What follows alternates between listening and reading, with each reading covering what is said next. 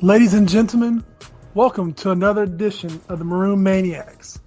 I am your host, Jay Stubbs, followed up by our co-host, Derek Thomas, that he's over here chilling in the hot tub. What's up, Derek? No hot tub, man, but it is raining here in Baton Rouge. It's thundering and it's lightning, so I really want it to stop raining because I don't need another flood in my life. No.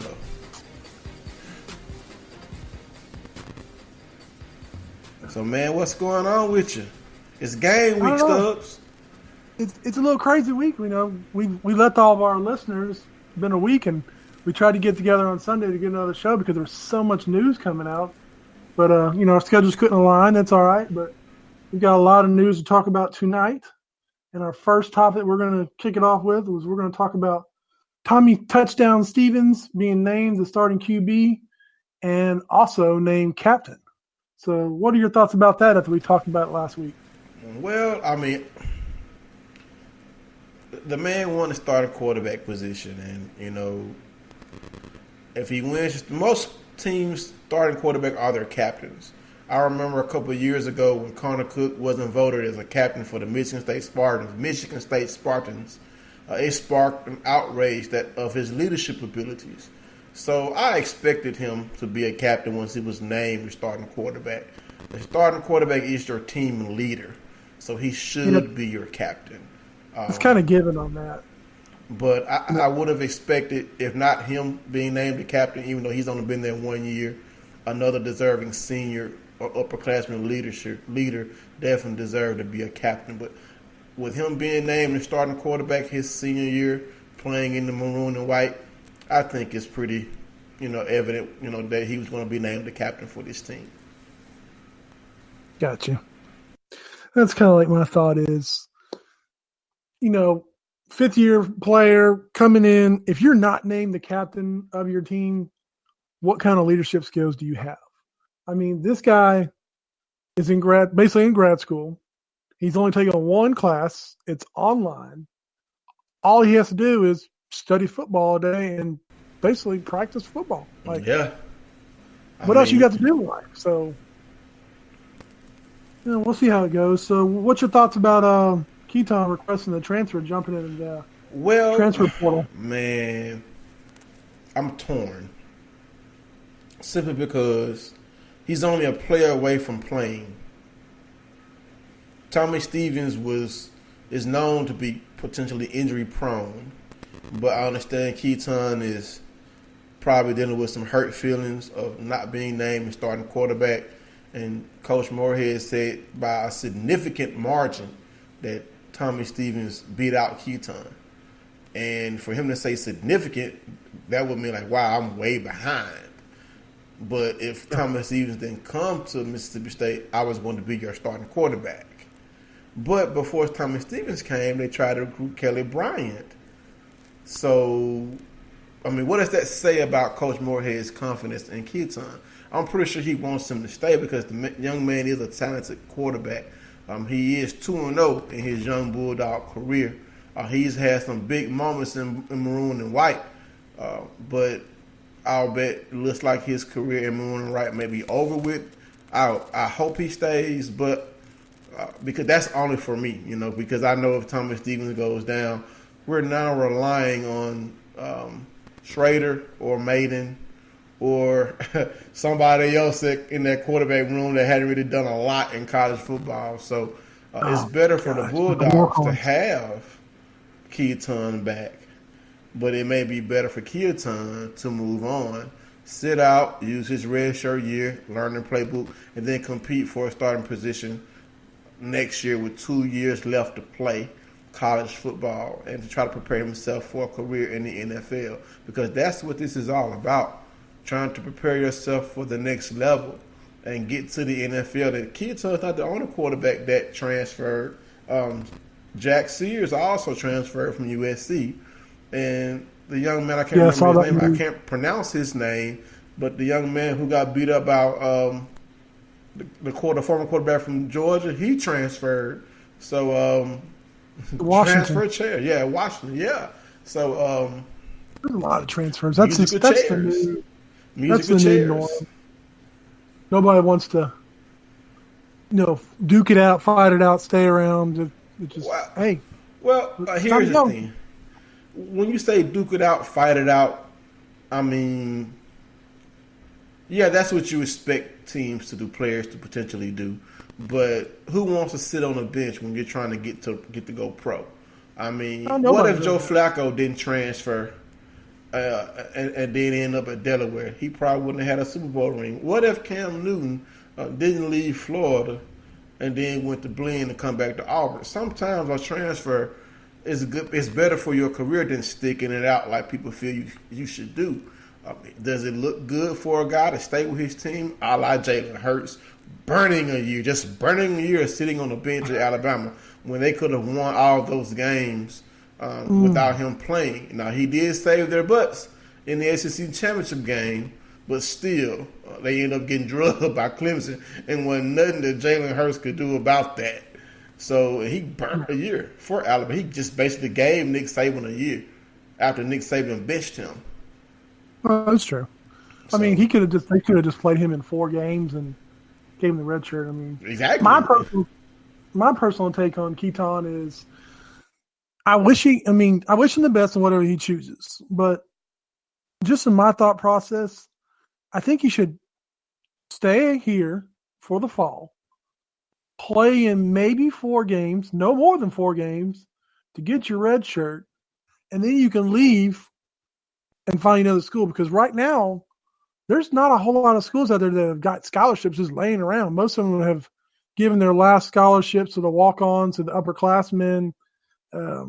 There's nowhere really to go. I mean, unless you're going to a smaller school, take it. But if you're really wanting to go to a big-name school, you need to sit out, play a little bit, get your guy. I mean, we might need them.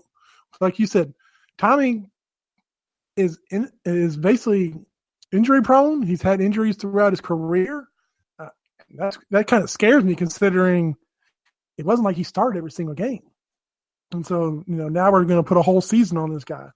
So that's just my opinion, that I feel like he should not stick it out, but might need to use them, but only use them for 4 games. We've got multiple other quarterbacks that can go in and play if need to be in other games, and then we don't want to do what they did to Hurts. Well, here's the thing with that. Let's just say if we're winning a game handily, and Stevens gets hurt or whatever, I mean, I guess it would depend on what game it is, because you don't want him to play 4 games on mop-up duty and then have to burn his red shirt in game 8 or 9. You know what I'm saying? You already, for his 5th game, he plays in a game that you need him to play in, and you played him in a game that you don't really need him to play in. Because he loses his year for playing in 5 games. Yeah, I mean, because look at what happened with Alabama last year. All the games Jalen Hurts played in, Alabama had in hand. Didn't really make no sense for him to play. So he could have actually kept his red shirt. It's not like Alabama was in danger of losing any of those games. So it's possible that if Keaton did decide to stay, you can manage it better than what Saban did at Alabama, and maybe even what Dabo did at Clemson. Because let's just say if Stevens gets hurt in game 9, okay, that means you got 3 more games to play. That means Keaton could play in those 3 games, start, ball out, and still red shirt. Still got 2 more years after that. Oh, correct. Like I said, I mean, don't play more than 4 games, no matter what, unless it's like emergency. Yeah, that's what but Keaton knows what that offense has. You got Kylan Hill in the backfield. You got Guidry in his senior year. You got Javonte Payton coming in. Isaiah Zuber. I don't know why I want to call Ryan Zuber. I got a frat brother named Ryan Zuber. Malik Deer's senior year. You got Osiris Mitchell in his junior year. So he wants to ball out with the guys he's been playing with for the past 2 years and past year. So I can understand why he wants to play now. Here is what I would have done if I was Coach Joe Moorhead. I would have started Keaton, because look at the domino effect of choosing Tommy Stevens as your starter. I actually felt like it would be a two-man system. I mean, Steve Spurrier did it. He rotated quarterbacks and won national championships. Why can't we do that at State? Because he had to know, if he named Stevens the starter, that this could potentially happen. We talked about it on Black Dogs Matter podcast, the other podcast I have, that if Stevens was named the starting quarterback, would Keaton transfer? I mean, it makes kind of sense for Keaton, not for us as State fans. So I would have started Keaton and just played both of them equally. You still win. You still get Keaton to playing time he wants. You can get Tommy Stevens to playing time he wants. Is Tommy Stevens a pro quarterback? I don't know. Is playing 1 year Mississippi State going to make him a pro quarterback? I'm not sure. When he went to the Manny Passing Academy, he was touted as, he can spin it. But still, this is still the same guy who sat the bench behind Trace McSorley. Trace McSorley was a dominant quarterback, so Stevens could not unseat him.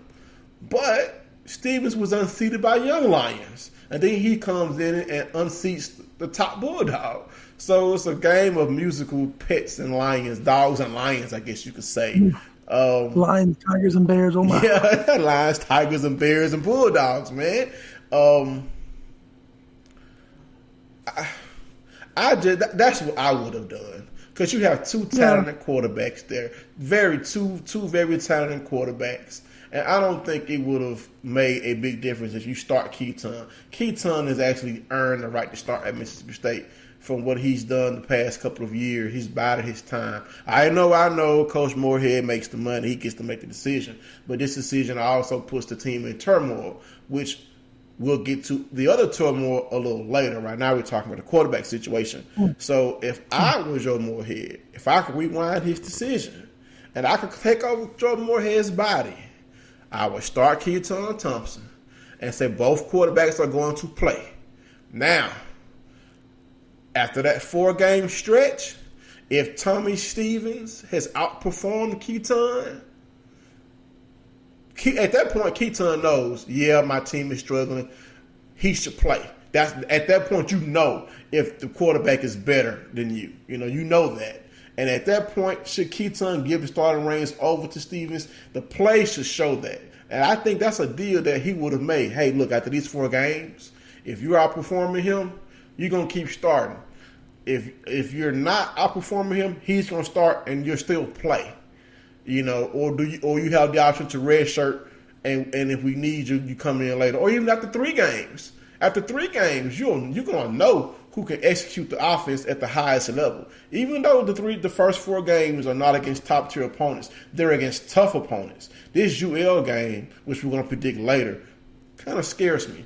But still, that's what I would have done. I would have waited a little bit longer before naming a starter. It wasn't going to hurt anything. And then who is it going to hurt if you name Keaton the starter? Stevens isn't going to leave anywhere. He's not going to go anywhere. He doesn't have any more years left. So he would stay. You still have Keaton there. You've named him the starting quarterback for the U of L game. And then you play both quarterbacks. That's how you manage a situation. That's what I would have done. Well, damage is done. Guess we'll see what happens the next couple of days. See if Moorhead can sweet talk him and keep him on and bring him back, and see what his decisions are. I know that they've been staying in contact and there's supposed to be updates the next few days, but